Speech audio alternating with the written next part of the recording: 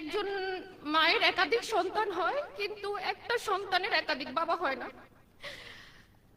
একটা আমি এতিম ছোটবেলা থেকে আমার বাবা ছিল না, আর আমার সন্তানও হচ্ছে এতিম।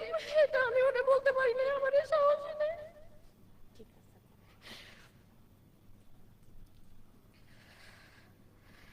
আমার নুজাইরা হচ্ছে, আমি যখন বাহিরে যাই ও আমাকে বলে যে মা তুমি কিন্তু আসার সময় আমার ড্যাডিকে নিয়ে আসবে।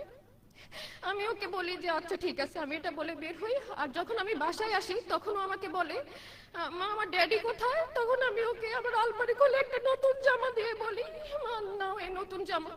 তাহলে ওর মন মাইন্ড অন্যদিকে চলে যায়। 18 জুলাই আমার হাজবেন্ড শহীদ হয়েছে, 2 বছর হয়েছে।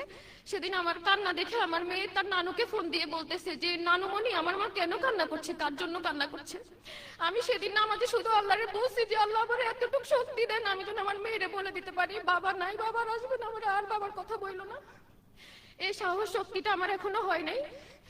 আমি আমার লাইফের এই কয় বছরে আমি একটা জায়গায় হচ্ছে আটকে গেছি, যে 18 জুলাই আমি আমার হাজবেন্ডকে এত ডেকেও সেদিন ঢাকা মেডিকেল থেকে বের করে আমার মেয়ের কাছে এনে বলতে পারি নাই যে এই নাও তোমার বাবা। যেই মেয়েটা বাবার কোলে করে দাদু বাড়িতে যেত, সেই মেয়েটা বাবাকে বক্সে করে আর সে সামনে বসে হচ্ছে ও দাদুর বাড়ি তোর বাবাকে রেখে আসছে। ও এখনো যায় না আর ওর বাবার কবরে।